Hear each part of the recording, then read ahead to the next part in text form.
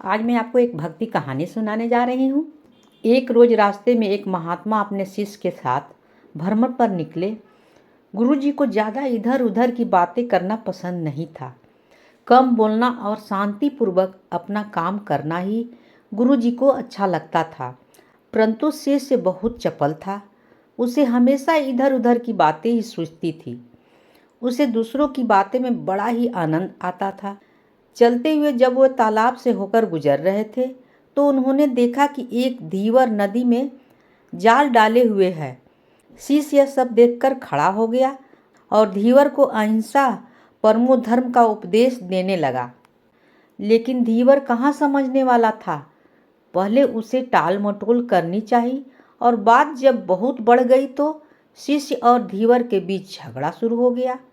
यह झगड़ा देखकर गुरुजी, जो उनसे बहुत आगे बढ़ गए थे, लौटे और शिष्य को अपने साथ चलने को कहा। एक शिष्य को पकड़कर ले चले।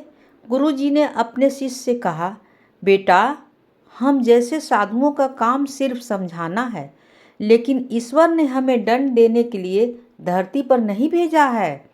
शिष्य ने पूछा, महाराज, तो न तो बहुत से दंडों के बारे में पता है और हमारे राज के राजा बहुतों को दंड देते हैं, तो आखिर इनको दंड कौन देता है। शिष्य की इस बात पर जवाब देते हुए गुरुजी ने कहा, बेटा, तुम निश्चित रहो, इसे भी दंड देने वाली एक अलौकिक शक्ति इस दुनिया में मौजूद है, जिसकी पहुंच बहुत जगह है। ईश्वर की दृष्टि सब तरफ है, सब जगह है, और वे सब जगह पहुंच जाते हैं।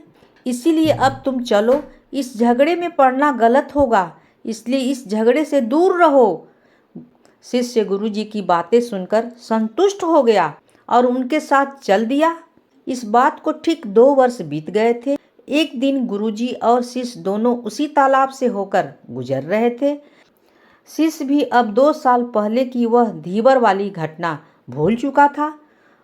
उन्होंने उसी समय तालाब के पास देखा कि एक चुटुली सांप बहुत कष्ट में था। उसे हजारों चींटियां नोच कर खा रही थी। शिष्य ने यह दृश्य देखा और उससे रहा न गया। दया से उसका हृदय पिघल गया।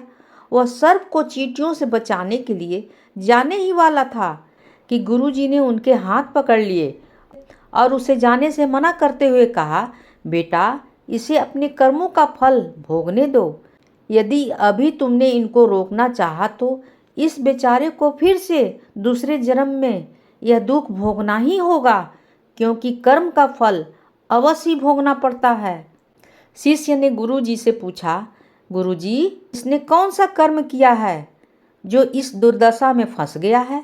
गुरु महाराज बोले, यह वही धीवर है जिसे तुम पिछले वर्ष इसी स्थान पर मछली न मारने का उपदेश दे रहे थे, और वह तुमसे लड़ने के लिए आग बबूला हुए जा रहा था। वे मछलियां ही चींटी हैं जो इसे नोच नोच कर खा रही हैं। यह सुनते ही बड़े आश्चर्य से शिष्य ने कहा, गुरुजी, यह तो बहुत ही विचित्र न्याय है। गुरुजी ने कहा, बेटा, इस लोक में स्वर्ग नरक के सारे दृश्य मौजूद हैं। क्षण भर तुम्हें ईश्वर के न्याय के नमूने देखने को मिल सकते हैं। चाहे तुम्हारे कर्म शुभ हो या अशुभ, उसका फल उसे भोगना ही पड़ता है। इसलिए वेद में भगवान ने उपदेश देते हुए कहा, अपने किए कर्म को हमेशा याद रखो, यह विचारते रहो कि तुमने क्या किया है, क्योंकि यह सच है कि तुमको वहाँ भोगना पड़ेगा।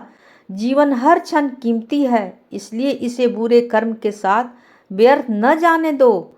अपने खाते में हमेशा अच्छे कर्म की बढ़ोतरी करो, क्योंकि तुम्हारे अच्छे कर्म का परिणाम बहुत सुखद रूप में मिलेगा। उसका उल्टा भी उतना ही सही है। तुम्हारे बुरे कर्म का फल भी एक दिन बुरे तरीके से भुगतना पड़ेगा। इसलिए कर्मों पर ध्यान दो, क्योंकि वो ईश्वर हमेशा न्याय ही करता है। यह शिष्य की बात स्पष्ट रूप से समझ आ चुकी थी। यह 100% सच है कि ईश्वर हमेशा सही न्याय करते हैं और उनके न्याय करने का सीधा संबंध हमारे कर्मों से है। यदि हमने अपने जीवन में बहुत अच्छे कर्म किए हैं और अच्छे कर्म कर रहे हैं, तो उसी के अनुरूप ईश्वर हमारे साथ न्याय करेंगे। यह जीवन हमें इसलिए मिला है ताकि हम कुछ ऐसे कर्म करें जिसको देखकर ईश्वर की आंखों में भी हमारे प्रति प्रेम छलक उठे। कहानी होती है समाप्त।